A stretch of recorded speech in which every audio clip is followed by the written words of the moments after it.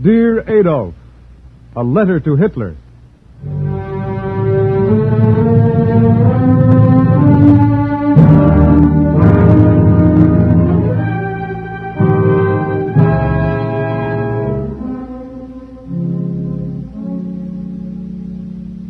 The National Broadcasting Company, in cooperation with the Council for Democracy, presents Dear Adolf, a series of 6 narrative letters written each week by Stephen Vincent Benet, one of the nation's greatest writers. These broadcasts are based upon actual letters written to Hitler by Americans.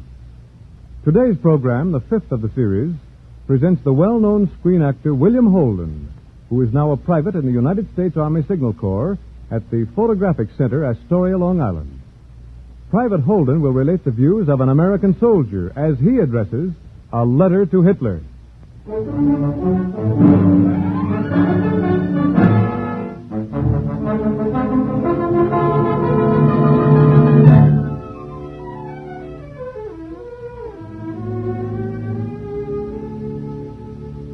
Dear Adolf, this is me, one American soldier. My dog tag number's in the millions.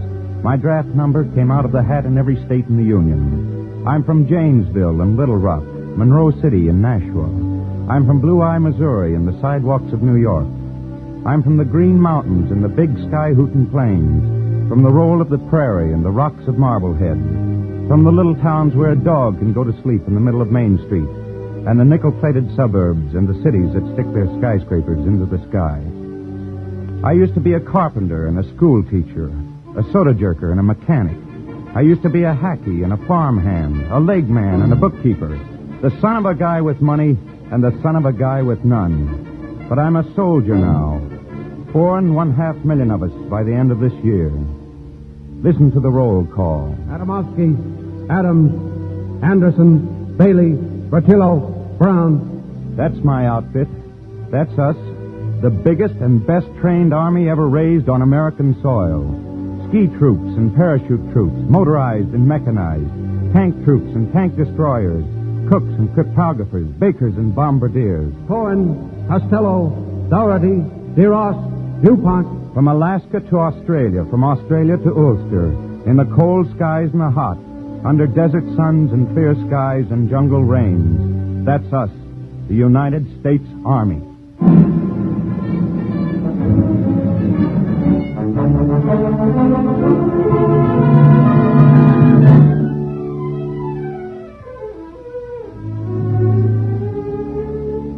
And we're not writing letters, Adolf.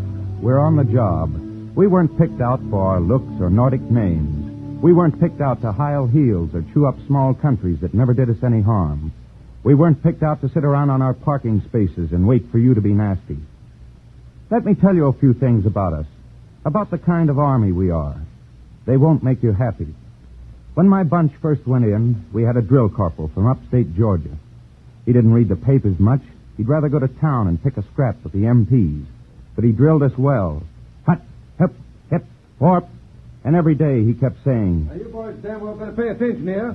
This business is for keeps. That was March 1941. But he knew what was coming, and we listened. But, well, most of us had left good jobs, and that seemed pretty important. We had a bunch of Italians, and they missed their spaghetti and conversation. We had a bunch of Maine lads, and they sweated under the Georgia sun and thought about the lakes beginning to melt back in Maine. We had some Poles. They knew the score. Their folks had heard from Warsaw. But they didn't argue much. They just kept humping. Yes, it was all pretty new. But when most of my company, at the end of 13 weeks, marched off to join a new division, well, some of them were bawling like kids. Because somehow, without lectures and orders and editorials, there had gelled a sense of comradeship that would make your well-advertised Gemeinschaftgeist look sick.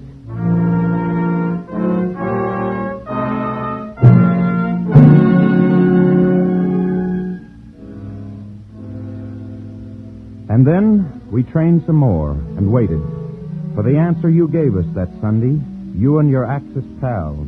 It's about time, one soldier said. Dalton, Davis, Dombrowski, Edelson, Edward, Farrer. Like to hear from some of them? Here's one from Ohio. Used to drive a bus. Now he's mechanized infantry. In the part of Ohio I come from, Lots of people have religious convictions against war. Well, I keep these prayers at the back of my mind every day and believe these prayers. I pray for peace. But I'm not so much like those people in Ohio as I used to be.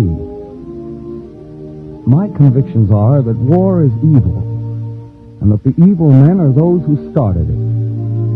When you ask me what I have personally to be angry against the Nazis and the Japs, that is my answer. They have hurt me and my people by making us fight a war that in our religion is bad.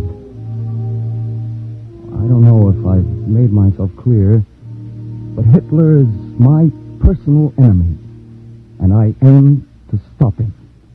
And prayers don't make a soldier, Adolf? Not by your book?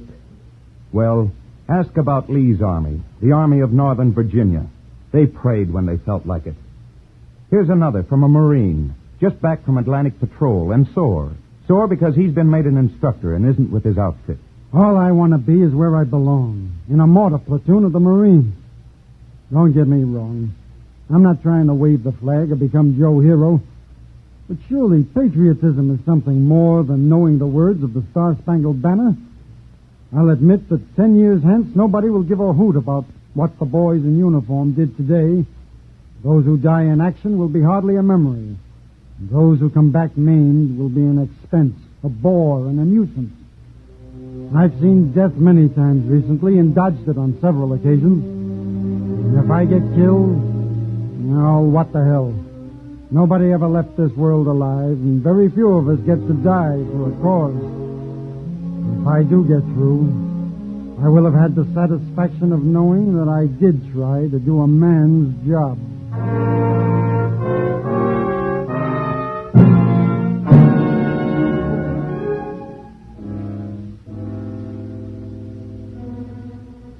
And here's a letter from Baton, February 12th, 1942.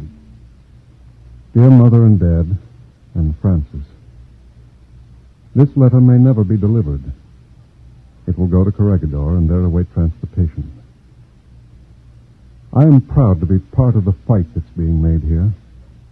Bataan may fall, but the eventual outcome of the war is foreordained. I've seen some horrible things happen and had my share of narrow escapes.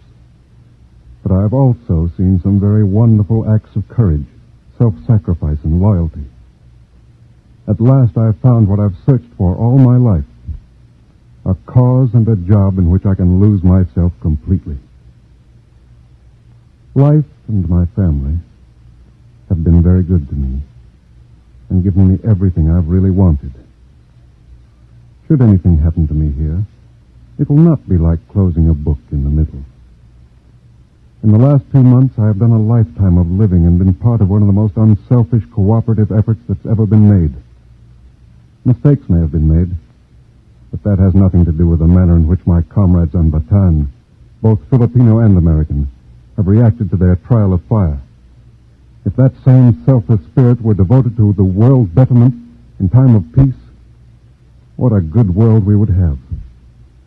And how dull, I can hear the younger generation muttering. This letter is written to send you all my love and thanks for just being my family. It is written with no so-called premonitions. My chances are pretty good, so I'll send it on its way. Keep 'em flying, west, your loving son and brother.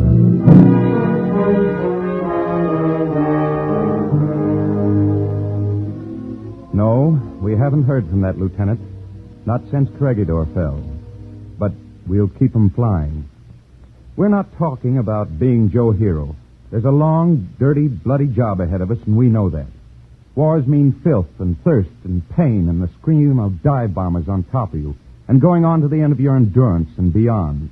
Wars mean seeing your best friend killed beside you, and it's only afterwards you have time to think about him, because the line must be held. All right, mister. You started it rolling. We know the score. We're the guys who take cars apart and put them together, just for fun. We're the guys who fiddle with radio sets and are crazy about the comics, Batman and Terry and the Pirates and Donald Duck. and all kinds of people who do things they aren't supposed to do. The Army wasn't supposed to get away with bombing Tokyo, but they did it. The Navy wasn't supposed to sink 4 Jap air carriers in the Battle of Midway, but they did it. We don't build armies just to put guys in uniform and shove civilians around. We build them to fight and win battles. We build them just the same way we built the Boulder Dam, and out of the same kind of stuff.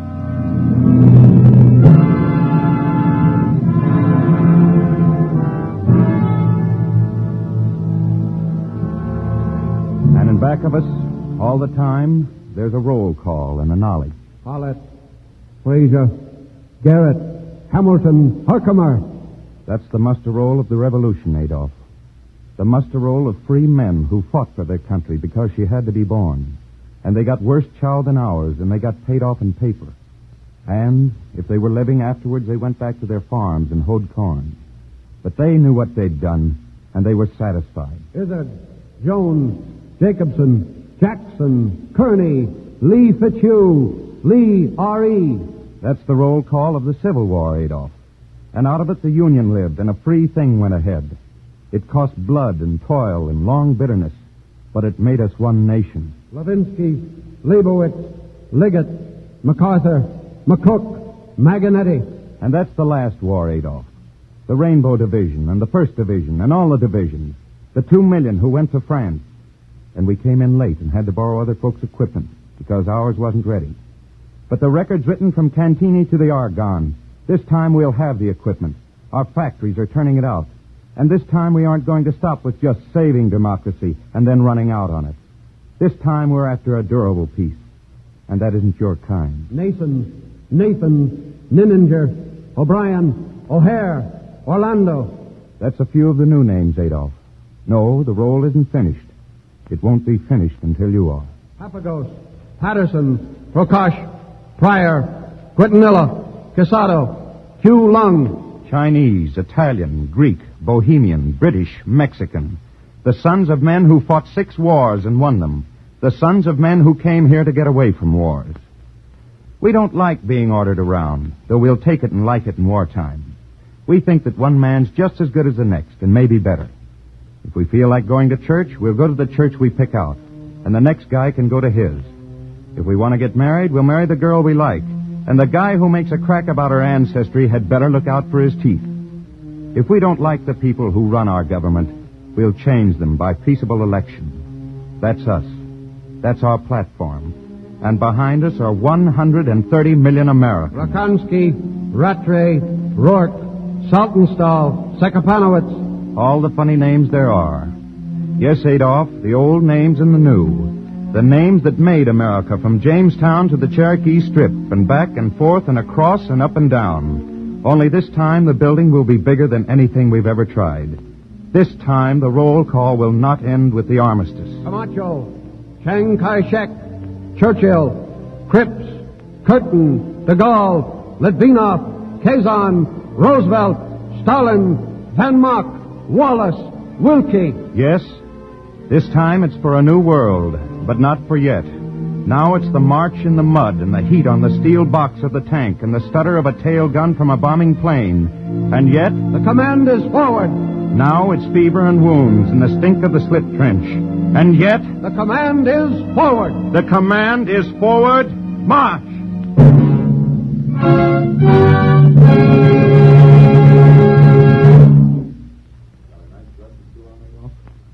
Vanilla or chocolate? Well, make it a double one with maraschino. You'll need it before we're through. You have just heard Dear Adolf, starring Private William Holden, the 5th of a series of 6 narrative letters written each week by Stephen Vincent Benet and presented by the National Broadcasting Company in cooperation with the Council for Democracy. The program was directed by William Sweets with original music composed by Tom Bennett and conducted by Joseph Stopak. These broadcasts are based upon actual letters written to Hitler by Americans. Won't you send in your own letter to Dear Adolf? Listen next week to a foreign-born American's letter to Hitler with Joseph Schildkraut as narrator. Copies of today's Dear Adolf letter from an American soldier may be secured without cost by writing directly to the Council for Democracy, 11 West 42nd Street, New York City. This program came to you from New York. This is the National Broadcasting Company.